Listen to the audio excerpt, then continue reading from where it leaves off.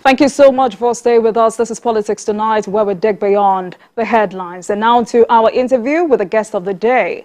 I am joined by a professional banker, development economist and CEO of Africa Capital and Equity Funds Limited in the United States of America, Dr. Kazeem Bello, for discussion on reflating the Nigerian economy and the inevitable steps. Thank you so much for joining us, Dr. Thank you, Jim. Okay. Now, Nigeria is battling economic depreciation. What steps need to be taken to address this problem? Well, we definitely have challenges with the economy, no doubt, currently. And I will think that no matter what step that we kind of invigorate, it should be, number one, we should be thinking in the positive direction of whatever step we are taking as an economic policy. But having said that, if we want to look at specifics when it comes to what Nigeria can do, number one, I have actually agitated and quite been focused on this issue of revenue. Mm-hmm. One of the challenges that we had with the last administration was obviously and evidently the challenges around massing up revenue base for Nigeria. And we are all witness to what it has led us to. The government had to literally live on borrowing, and that was not sustainable generally. And so I would think that one of the first priority for the government is to focus on revenue. And we have the potential to generate the revenue that is actually capable of sustaining this economy. But there are too many loopholes. We have a lot of loopholes. And I think the government is doing the right thing by focusing on harnessing those opportunities and blocking those loopholes, cutting back on waste, and then focusing on cognate management of resources and financial resources. The second thing that we have to understand quite well, and which also part of what I've tried to advocate in the recent past, is that Nigeria had actually had it so good. And unfortunately, most of us might not want to admit that. We probably didn't manage the flow of opportunities that we had in the past very well, because there's something in the economic system that is practically inevitable. And that is that at a point in time, any economies, as you see, we have what you call a paradigm shift. The paradigm shift is an economic system where you find yourself out of the box of what is going on outside the world. Nigeria has arrived at that shift already. Okay. And when you have a shift like that, you have to balance the two sides of the shift, the supply side equation and the demand side equation. Now, I want to believe that the government is making effort to bring up the balance in the supply side equation. And then the demand side equation is what is left to be done. So paradigm shift is inevitable. It means that whatever you are consuming may not necessarily be consonant with what is going on outside the world. We have to, the price level have to focus on what other people are paying for outside the world. Cite an example of gasoline. Yes, of course, we talk about subsidies. If you don't subsidize petroleum, it won't survive in Nigeria. But the truth of the matter is that those are part of the paradigm shift we are talking about. We have to have a system where the wage system, the income system, matches the whatever we are purchasing. And then in the middle, you have to balance that in order for us to have a good economic system. All right, so still talking about revenue generation, I mean, let's talk about revisiting tax exemptions and custom duty waivers. Some have also made arguments for developing a high-integrity taxpayer register. Now, if these are really strong components to mobilizing revenues, how do you intend, or how does the government go about this? Well, the government tax is quite a wide scope. when it comes to revenue generation. I mean, literally most developed countries live virtually on taxes. And they use that as a balancing equation in order to reflate or deflate the economy, so to say, the way they want the direction of the economy to go. So when you talk about taxes, you begin to talk from aspect of the personal income tax, the company tax, and other auxiliary taxes like the import duties, waivers, and what have you. There's nothing practically wrong in giving tax waivers, especially for most important industrial aspect of your economy, in order to prospect growth and development in that aspect. But when you give away too much tax waiver in the interest of probably serving some certain industrial activities, that is not directly connected to the generality of the people, in connecting to them in the grassroots, then you will find out that you are only trying to benefit only a few industrialists, not ricocheting or trickling down to the economy to affect the poor masses. So the government has also done a good thing by looking at the taxes. I've always said that the federal inland tax focuses, Nigerian federal inland tax has actually focused on tax collection and management. But tax is more than that. Tax is more than just collecting the tax and managing it. You also have to build and develop the tax base. For instance, Nigeria happens to have one of the lowest personal income tax base in the world. That is because only employees that are underpaid are probably mostly captured under the tax basis. We have less than 33% of the taxable income earner of Nigeria in the tax bracket. Is that where a taxpayer register comes in? That's correct. And we have to expand that to 60%. And when you do that, you will see that the government will make a lot of income in terms of revenue.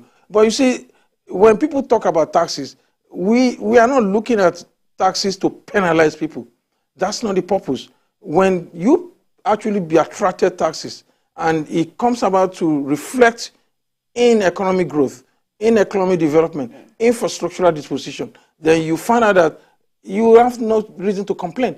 So the problem has always been what has been the channels with which the taxes that we have been collecting in the past focus channel on. And the issue there is that the government has to look at, that's why I said we have only looked at two aspects of the tax process, the collection and management, leaving out a whole lot of other things that is outside there in other developed countries or other developed countries that they do in order to mass out every opportunity that comes with taxes. Well, for instance, the government has no business in certain industrial activities. And I've said it often and often. Look at oil and gas industry. Look at the PIB, the passage of the PIB. If you look at that document, you will see that it actually focuses on the right direction, bringing down the investment of government in investment in oil and gas, leaving that to the private sector, or devolving that to the state, or people that has capability to do that.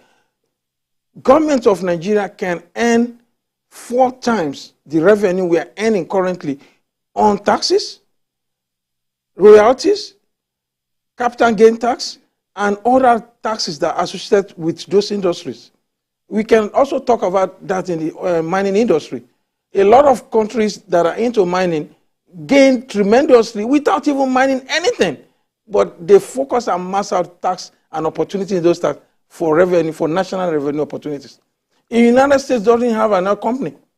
They don't even, the government of the United States doesn't even prospect for, drill oil. But the kind of money they make from oil taxes and all those revenue based from oil and gas industry is so much that it's 4 times the money they would have made if they are indirectly involved in it. We have to look at other countries where that has been done. We keep talking about UAE. We keep talking about Qatar. And we don't know how they are making. They made tons and tons of billions of dollars in oil revenue. We didn't ask the question how. The question is that they enter into agreement and let all the foreign companies that know how to do the best job come in, invest in it, do their job, and then go about to tax them.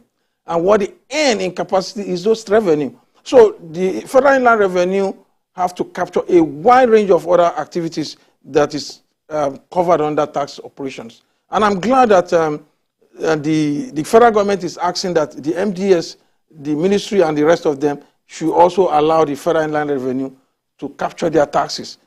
You will be amazed all kind of taxes and fees, commission that can be tapped by the federal government. So I believe we have the capacity to generate the kind of revenue that will sustain this economy without having to be worried about it. I believe so. I mean, so 45 ministers were inaugurated today, just like we saw in that report. Yes. How confident are you in the abilities of these ministers to help achieve the aim of reviving the economy? Well, you asked me a personal question of how confident I am. Of course, I'm very confident that they will do the good job. You see, it is not about the people or individual. What I know is that each of those ministers have sworn her oath to do the best for their country, and they meant it. And I practically believe they meant it. And to that extent, I have confidence that they will do well. Now, but you have to understand that within the scope of a system, if the institutional framework is not right, then at the end of the day, it rubs on the individual that is occupying that position. So it is not about the individual. If you pick each one of them, they have requisite experience, knowledge base, and the charisma to carry that job. That's why the president selected them. And I believe they will do well individually. But what kind of institutional support are we giving them? What kind of the system are we placing on the table for them to operate with? And we have to, I keep on saying, Nigeria have to invest heavily on institutional infrastructures to support those people to do their job. And they can sit down in their office and do a lot of job if they have those kind of support. So I believe they will so let's streamline this. Talking about the Minister of Finance and Coordinating Minister of the Economy, that's Wale Edun, yes, who surely has his work cut out. How that's confident correct. are you in his ability to deliver? Well, I don't know Mr. Wale personally, but I actually know that from his pedigrees, he's an investment banker, very experienced banker. I'm in the same profession like that. And he's somebody that the president, number one, reposed a lot of confidence in his ability to do the right thing. And the second of all is that I believe as a banker, as a practical banker, he will have understand the nitty-gritty of trying to regenerate this economy and focus it in the right direction for sustainable growth. The point is that one of the things I would like to see, and which has been highlighted in the President's economic blueprint, is that his office has to focus on how do we move Nigerian growth to the rate at which we can generate the kind of GDP that we need to sustain this economy. And I'll give you an instance. About 43 years ago, precisely in 1980, the global economics financial landscape, including our own NISA at the University of Ibadan, came up with input-output metrics, economic system that says Nigeria economy will be $1.2 trillion GDP by 2020. At 2020, we are struggling to make $450 billion, which means we are way 60% below what was projected. Does it mean we cannot achieve that 1.2 trillion? We could. All we needed to focus is what kind of system can we focus on to stimulate the economy, to grow this economy at an average of about 7%. It's a target we can focus on. If we say, look, we want to stimulate this economy and grow it at 7%, we will surely achieve that 1.2 trillion in no time soon. And then we will not be complaining about the economy not having enough production. We will not be complaining about poverty. We will not be complaining about unemployment and the rest of it, because the economy will be growing.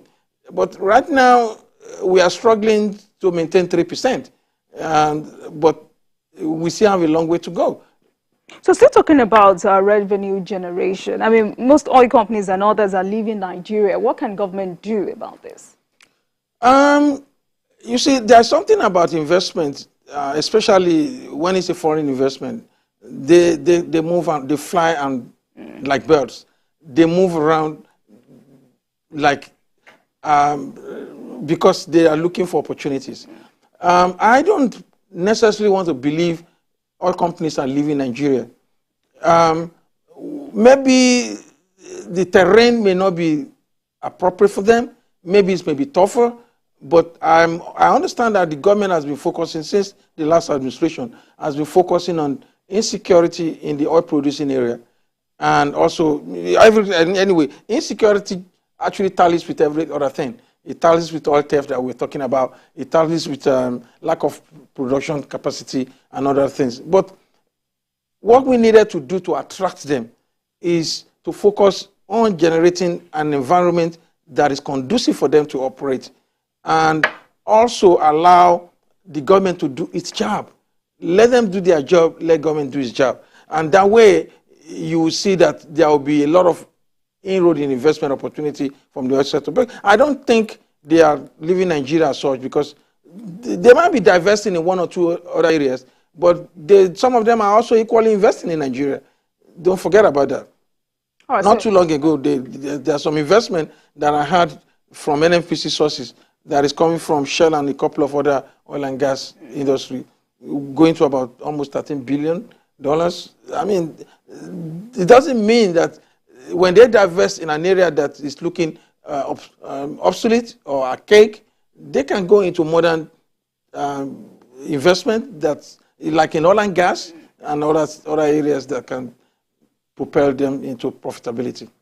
Absolutely. So apart from Minister Wale, we're also looking at other ministers like budget and planning, blue economy, communication and others. But how can the administration achieve unanimity in efforts to ensure economic revival? Yes, that's a very good point. The government has to come up with a matrix. I've said that often too. The matrix that the government has to come up is, you have to have a way to interconnect all those ministries that we're talking about. No ministry or department of government works in isolation. Absolutely. One thing that I've seen in Nigeria is that there's a serious lack of coordination among the departments and the ministries. Very serious one. And that may not be far from the fact that I go back to the infrastructures, institutional infrastructure to support them. We have to invest in it. There are other places where we can tap on and learn from in order to install and facilitate those infrastructure in order for them to do their work. Once those ministries and departments have what we call a cogent coordination, you will find out that a lot of times they will cut back on waste. I mean, they will cut back on bureaucracies that is not necessary. For instance, the Federal Ministry of Housing wants to build housing. You have to struggle getting a land and all those things. That should not happen when we have a proper coordination among the ministry. So it doesn't matter whether you have, what ministry you have. They are somehow interconnected. And the way to get that done is for the government we have people, experts in government that can do that. They can create a matrix kind of system that will kind of connect them, and not in terms of what they do alone, in terms of the naira they bring to the table in revenue, and in terms of cost that they save for the government in whatever they do. And you will see that there will be a lot of improvement. But do you see this coordination happening now that Wale will be serving, or will also serve as coordinated Minister of the Economy? Well, that was deliberate. I mean, again, that was not the first time that we have a Minister of Finance and coordinating economy at the same time. I believe that is pretty much in coining out a name, calling a spade. Apart from the president and the office of the vice president leading the economic team, it's also very important for the office of the Minister of Finance to be able to coordinate the economy in a more effective way. I'll give you an instance. one of the sad things that I, as an economist, came out with was that I've been saying this for a long time, since December to 2022, that the Nigerian economy do not have $34 billion in our reserve. And I was talking about that based on facts that I got from the market. And I don't know the details because we don't have CBN financials. But at the same time, we are being made repeatedly that we have 33 billion, we have 34 billion. But I said, no, we don't have that much. We probably have, from what the market analysts are giving us, about 22 billion based on analysis and facts. Now, 2-3 weeks ago, they released the financial report of the Central Bank. What did it come out? We already used that money as a collateral application to borrow money. Now, these are money obviously done on behalf of the government by the Apex Bank. But the finance minister did not know about that. So, I mean, you cannot commit a whole economy of this size to a debt of $17 billion without the Minister of Finance getting a picture of precisely what is going on. Now, we have now been told that we are left with about less than 20 billion in our reserve. That's the hard truth. And this is not a surprise to some of us because, like I said, I got a hint of that since December. But the outgoing Minister of Finance, if you call her and ask her, she don't know anything about it. That is because that mechanism I just mentioned about coordinating the economy in a very effective way has to happen. It is not happening right now. It has to happen. I don't know if spending money to disband infrastructure will help. There's fantastic infrastructure out there to help them. And also, human element comes into it. We have to be, President said just now that the minister have to be transparent, they have to be productive, but I also want to add one more for the president. They have to be accountable. They should be ready to be accountable. By the time they leave the office in 4 years, we should be able to say, hey, this is what I have done, and not a picture of a sorry situation for the country. All right. Dr. Bello, let's take a break. Tonight we're discussing reflating the Nigerian economy and the inevitable steps, and I've been speaking with a professional banker, development economist, and CEO of Africa Capital and Equity Funds Limited. We'll take a break and we'll be right back. Please stay with us.